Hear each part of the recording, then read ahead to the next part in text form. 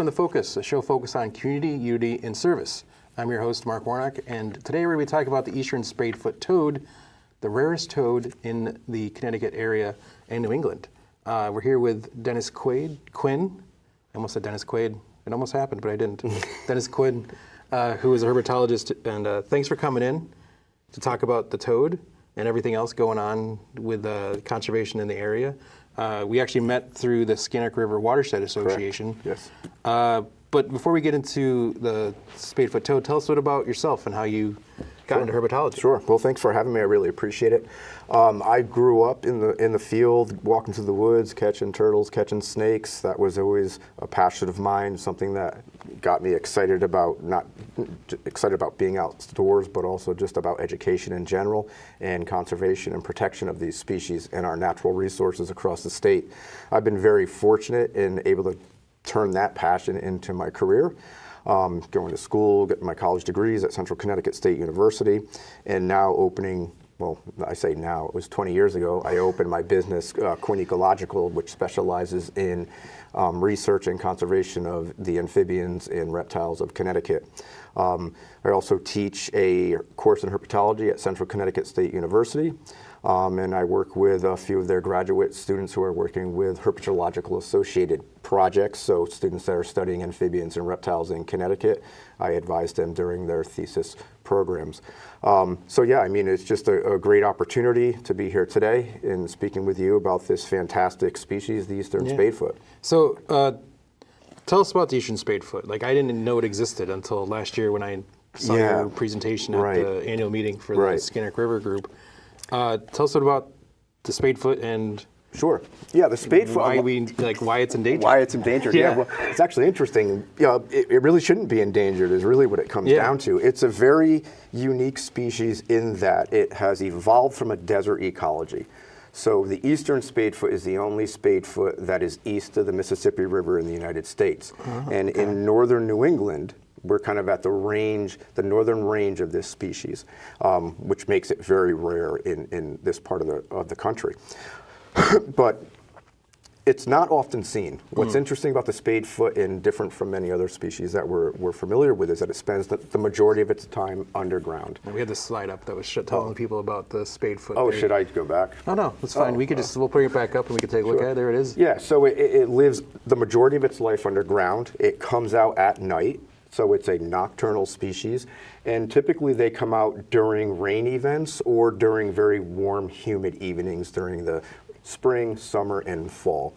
So most people don't know that we have them just because they're not very visible on the landscape. If you're not out at night looking for this species, you will not see it. And ideally, you need to be out at night in the rain during warmer summer temperatures to be able to encounter this species. It's rare on the landscape for a few reasons. One, it's restricted in its distribution within glacial lake beds of Connecticut. So wherever we have our glacial lake beds, which are characterized by sand and gravel deposits, that's where this species can occur. And they occur in those types of soils because of their fossorial nature, being able to dig down and spend the time that they need to during the day underground. And the other thing that makes them super unique and rare in Connecticut is the breeding wetlands that they use. They use very special, highly ephemeral, meaning these wetlands do not hold water for a long period of time. They fill up quick and they dry out very quick. So much so and so fast that based on how Connecticut actually classifies their wetlands and regulates their wetlands, the wetlands they breed in are not considered wetlands according to wetland law here in Connecticut. So like when you're talking about the small little estuaries that they breed in, they're like retention ponds. Yeah, like that kind puddle, of thing? Like a puddle in a cornfield, a puddle in the backyard. Yeah, I think we have some photos small. about the different that stuff that we'll bring up in a second. But so like if people have an area in their backyard that, like I know in the back, I live in Massachusetts and we have right next to a pond. Yeah. And we have like a little hill that comes down and it always floods every time it rains or any time the snow melts and everything. Yeah. So like that area would be It's possible prime spot? if that floods and holds water for a period of about 6 to 8 weeks. That is definitely Okay, what we doesn't would last that consider. That's what we would consider. Okay, a that's good to breeding know. pool for So then spadefoot. I would not be worried about stepping on anything if I'm No, walking out. you don't have to worry about that. But you can see if in the picture there, that pool, that is actually in someone's backyard in Okay. Connecticut. That's one of our breeding pools that we have here in Connecticut. It is just literally a puddle that forms in their backyard during rain events. The spadefoots come in, they lay their eggs, and then within a few short weeks, they come out as little toadlets. As you can see sitting on that penny, how small they are when they emerge from the wetland once they develop. And their development process is super quick. And it's actually very interesting. Their eggs, once laid, hatch within 24 to 48 hours, which is super quick. Yeah. And then the larvae develop very fast. And in the beginning, the larvae will feed, larvae meaning tadpoles, they feed on a lot of the vegetation. But as the pool begins to draw down with water and gets warmer and warmer, they will speed up their development and begin cannibalizing each other. Oh. Which is something that's very interesting. And that's a protein boost. Yeah. They get a protein boost so they can build, tissues very quick, muscles and things like that develop really quickly. And then they can escape or metamorphose and get outside of the pool before it dries up. Yeah. And they're like tiny little guys. I think They're you have a very photo of tiny. How small they are. Very tiny, We'll yeah. have That to was bring on up. top of a penny. Yeah. But Yeah. then, like the full grown, how big are they when they're full grown? Full grown is about the size of a typical toad that you would see, like an American toad that you would see in your backyard. They're about 2 there's to a photo 3 right there inches. that we got. Yeah, they're fairly typical. Okay. They're very cool though in the sense of, look at that eye. The Yeah. eye is bright yellow with that beautiful pupil. The one in that picture is a little bit rounded. Typically they're a little bit more elongated, like a cat eye. Okay. But that's a beautiful shot of what this toad would look like at night in your backyard. You can see he's covered in sand because he just emerged from Yeah. underground. And that's what you would go out into your backyard and hopefully find when looking for this species. So, for folks that might not know, why is it so important to keep like the habitat of these toads Yeah. alive, basically? It's a state endangered species. I mean, I don't think it needs to, a lot of people always look for this greater meaning, like what will this species provide humans? They may not provide us much, but it doesn't really matter. They're on this landscape, they were here first, before us. We should do all that we can to protect this species. It's not a difficult species to protect. The fact that it's endangered in Connecticut is a little bit surprising.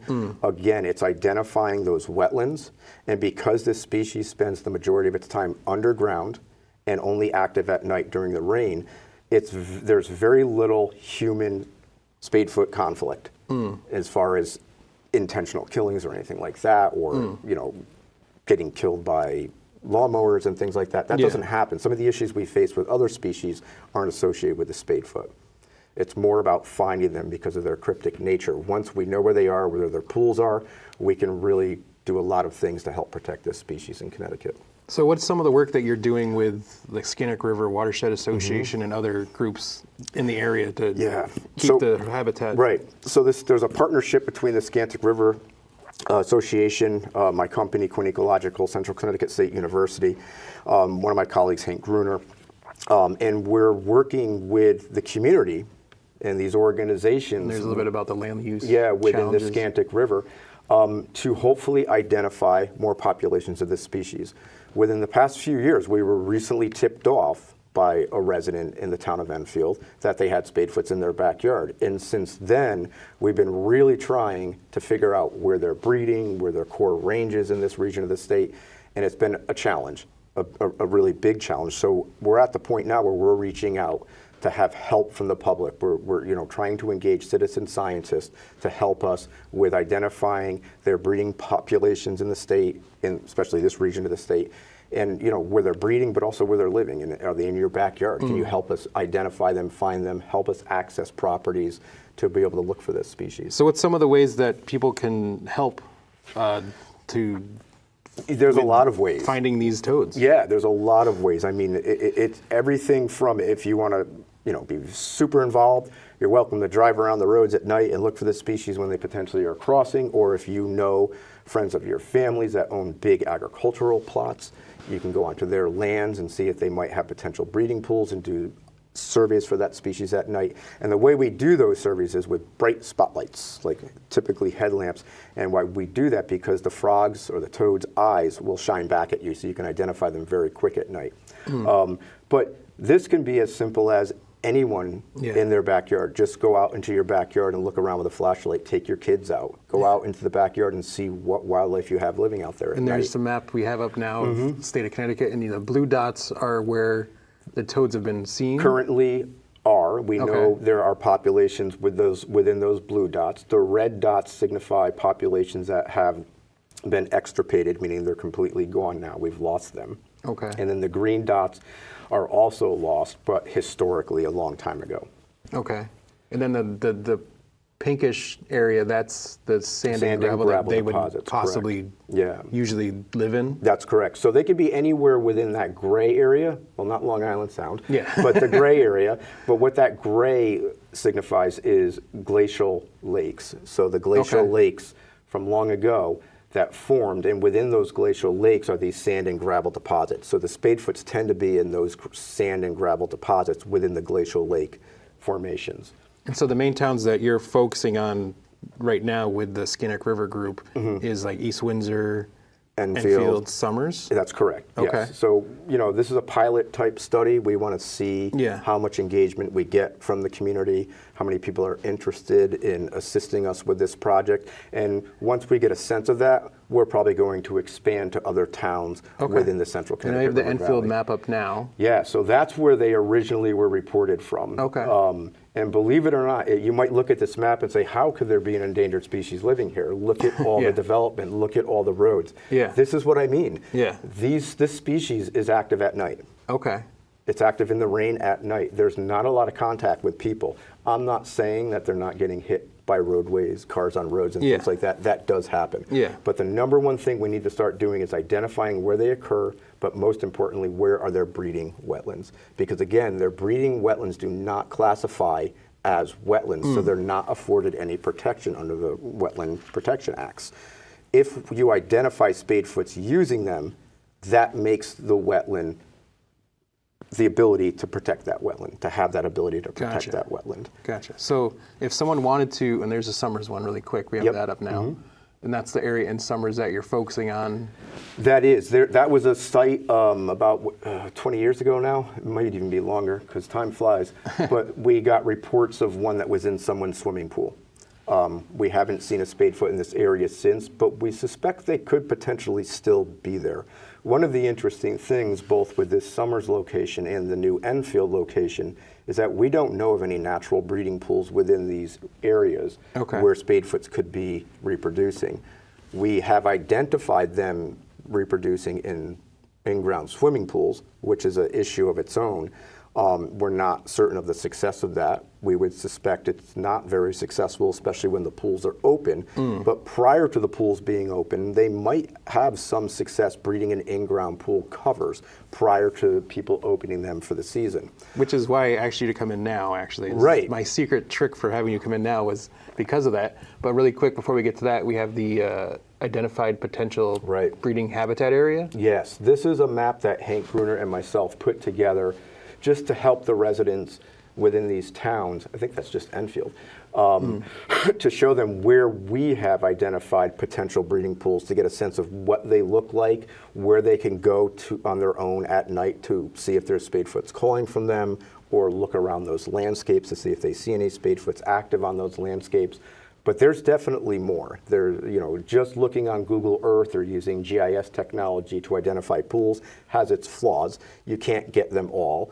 So there's definitely more pools out there, much more widespread than that graphic is actually showing. But this is a stepping stone. This is a place to start, and we can expand from here. Okay, so now we were talking about the swimming pools right before that. Now is that time of year when people are starting to get ready to start opening up their pools and stuff like that. What are some things they could do before they do that, just to make sure that there's nothing living possibly in there? Yeah, check the pool tops. I know sometimes it's hard to see into the waters because it's usually cloudy in the waters of pool covers, but if you use a net and scoop, you might see tadpoles, signs of frogs. You may have heard frogs calling from your pool earlier in the season prior to you opening it. And if you've seen any signs or have heard any signs, reach out to us. Let us know. We're happy to help you identify what the tadpoles might be, if they're spadefoots, or a lot of times you'll get other species breeding in pools like American toads, gray tree frogs. There's other species that will use them in Connecticut. But what's important is saving those eggs or tadpoles in the pools. So, not only in Connecticut, like also in Massachusetts, these are also very rare throughout New England. Yeah, absolutely. So, if anyone in any of those areas, they just reach right out to your website. Can they go right there to contact you through that? If you're in Massachusetts, go to Massachusetts. Okay. Because I don't have jurisdiction in Massachusetts to really work with this species because it is endangered. Yeah. But we have a working group, so I'm very connected with the biologists in Massachusetts. If you wanted to reach out to me, I can put that information right into the biologists, in Massachusetts. It wouldn't be an issue. So throughout Connecticut, where this is, Yeah, you Connecticut's mostly will see it, but my place. Yeah. that's the place that people can reach out to. Right. Okay, awesome. So going back to the volunteering, if someone wanted to volunteer, how would they go about doing that? Yeah, I mean, reach out. We have a volunteer network that we've developed over the course of the winter months. Very strong network. We're in the process now of identifying pools for people to go look at. We do calls and trainings, when we're going to be setting up our first field training in the coming weeks, where we actually go out to one of these pools to show people how to survey at night for these pools, for these spadefoots, what to look for, how to do eye shine surveys. So we're going to give you all the tools to be able to understand and find this species on your own, and then take some photographs of them, send those photographs back to us for 100% identification, and we'll go from there with the conservation stuff. And back to the swimming pools.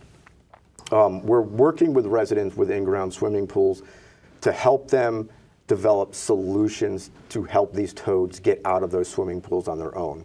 So if you have seen toads in your swimming pool, you may use a skimmer to try to get them out. There are other things on the market that don't need any human intervention to help these poor animals to get out of these swimming pools. Yeah. You don't want them in the swimming pool. Chlorine is very bad for them. It's not a good thing. So you want to get them out as quick as possible.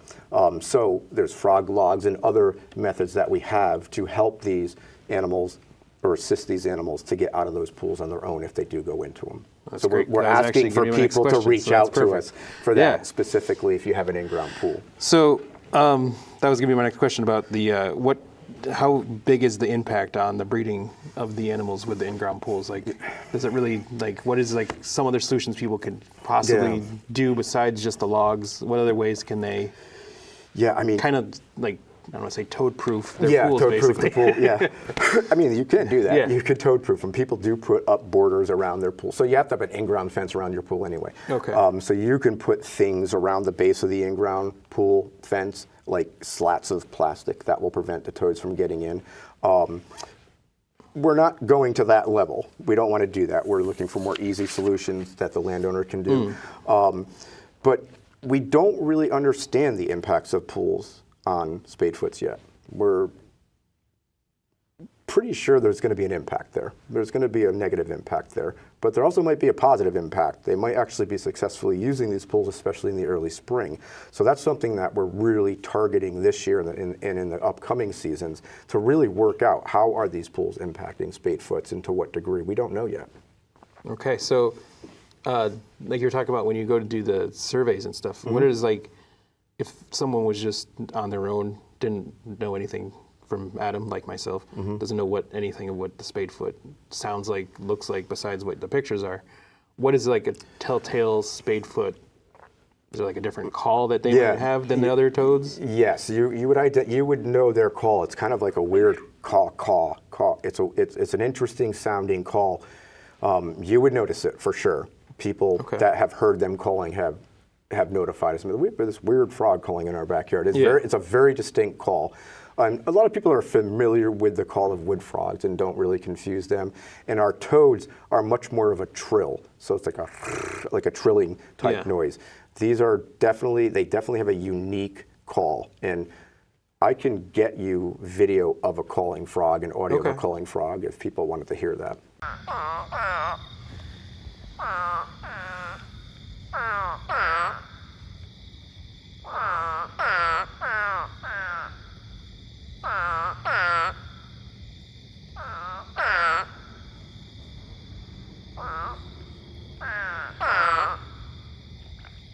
So what is some places people can find like a natural breeding spot for the toad? Yeah, that so- they might not know is a breeding spot, and then like lo and behold, ends Right, up being it one. is. It is. Yeah. And you know, there's probably more of them out there than we know. I mean, I'm sure there are.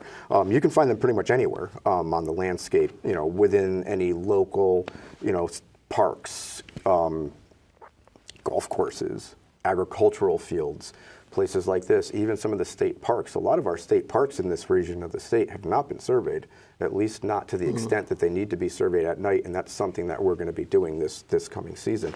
So anywhere when you're out hiking, walking your dog, whatever you might be doing, just keep an eye out, especially after heavy rains. If you're seeing areas on the landscape that are depressional and filling with water and then drain out really quickly within a few weeks' time, that's a good potential spadefoot pool. So I know, like in town, I grew up right by JFK, like right next to the course space that you're talking about, right up the street actually from there. And I know down behind JFK where the Scannick is, it floods over a lot on the town farm roadside, right in like I think where the shooting range is and the dump. So is that potentially a hot spot? That is potentially a hot spot. Some of the things when it comes to spadefoot and flooding on floodplains from rivers, sometimes those aren't ephemeral enough. They hold water for too long, but some of them could be. And there's definitely some areas associated with the Scantic that, in floodplains of the Scantic, that we have identified as potential hot spots for potential breeding pools. Most of them are on private properties. So if anyone is, you know, a farmer or has a big plot of land and they know they have these things on their property, we would love to have So there's a potential spot, access. like over like up the street from JFK going up Post Office Road. Yeah, and I think one of the things that's important for people to understand, we say that this is an endangered species. I don't want people to think that we're going to be a biologist coming out here and telling them how to use their land and what they can and can't do with their land. We want to document the presence of this species. If you're interested in the protection of the species, we will give you tips on how to do that, things that you could do to help them, or things that you may be doing now that you didn't know were hurting them, that you can stop doing if you choose. But it's your land. You do what you want on your land. We're only here to guide you if you want to preserve this species on your land. And you know, it's not a difficult species to preserve. It really won't get into the way of your activities So on when your they property. dig in underground, like you were talking about earlier, and you sent me a video about how they dig in, which I'll put in right around now. How deep do they usually go underground when they burrow? It depends on the time of year. During the summer, it's very shallow. You know, sometimes you can be out during the day. This is very rare, and you'll actually still see the top of the toad's head on the top of the burrow. But usually during the summer months, they're going down 6 to 12 inches. But during the winter months, they're going very deep, below the frost line. Okay. So they can be going multiple feet, 3, 4, 5 feet below. So if folks are walking, they're not most likely You going to will just not step on impact it. them, no. Okay. So that's one thing I wanted to put out there so people aren't tiptoeing around No. where they're going to step on a toad. So the other major thing that you're going to work with down the road is the conservation side of things and setting up conservation areas. I know you're far out from that with the Spadefoot, but what other like projects have you worked on, and how have you gone about doing that with the towns to get those set up? Right, yeah. So our goal right now is to work with town conservation organizations, either on town land or, you know, protected open space parcels, even the state properties. To date, we don't have a known spadefoot population on state property or protected land. They're all on active gravel mines, agricultural areas, all private property owners. So the private property owners that give us access to their properties to help preserve the species is where we are right now in Connecticut. And that's great, but we want to move that a little bit forward and try to identify areas within already protected lands, or try to acquire lands where we know they are and protect them that way. The other thing that we're doing is we're starting to look at, and Massachusetts has done a lot of this with the creation of pools, because the loss of the breeding pool is the #1 reason why we have declines of spadefoot in Connecticut. You know, once you lose the pool, you lose the population. So if we can create pools in areas where we know we have spadefoots, we can start to rebuild some of these populations and the numbers of these populations. And the critical thing is building these pools on landscapes that are protected. We have to have protected landscapes. Well, this is a lot of information that we're all getting through. And so what are some of the, before we wrap up here, what are some of the other projects that you got going on that people might we do tons of be stuff. looking about? Yeah. No, we You got a lot do going work on. with rattlesnakes in Connecticut, bog turtles, which is one of the rarest turtles in the world. Okay. You know, when you're thinking about like rarity of animals, you're talking about on the same level of like rhinos and elephants. That's what the bog turtle is. We have about 60 individuals left in Connecticut, and they occupy only 3 known sites in the state. Wow. So it's a very rare, very special species that we have. That doesn't occur in this region of the state. It's very isolated in the extreme western portions of the state. But we do a lot of work with the bog turtle. They're a federally protected species and also state endangered. We do a lot of work with our venomous species. We have 2 of them, the copperhead and the timber rattlesnake. A lot of that is research and outreach to locals that interact with this species just based on where they are on the landscape, where their homes are and where the rattlesnakes are. So we do a lot of outreach with those neighbors, explain what needs to happen if you run into them, or if you don't want them on their property, things that you can do to change the way your landscaping is to not attract snakes to the house. So there's a lot of things that can happen. Yeah. But yeah, we work with all sorts of species across the state and do a lot of great conservation work, both with the deep, private organizations, and the private sector. A lot of what we do is also working with developers to help them know how to more effectively protect the species while still getting their development built. It's so much information. It's amazing all the stuff you got going on. So before we wrap up, one more time, how do people get in touch with you if they want to know more information about how to help? The best, not just with this project, but all the any stuff you got projects, going on. yeah. The best way to reach me is at dennis@quinecological.com, or go to my webpage, which I don't even know. Is it quinecological.com? Yes. My information should be listed there. But those I will say you have like 3 web pages. I do have 3 web pages, and I don't manage them Yeah. that great. I'm not good at tech stuff. Yeah. But yeah, just reach out to me that way. That would be the best way to do it. You know, I respond to emails. I check my email like I check my phone. It's every 2 seconds. I always get emails coming in, so it's a very quick way to contact and communicate with me. All right. Well, thank you so much for coming in. This Thank has you been again for very having me. informative. Great. We barely scratched the surface of all the things that they are going on with the Spadefoot. Yeah. But Yeah, they really need our help. It'd be great to have people reach out. yeah, so definitely, if you want more information, definitely reach out to Dennis. But thank you all for watching. Thanks to the crew for coming in and helping out. And we'll see you next time here on Focus.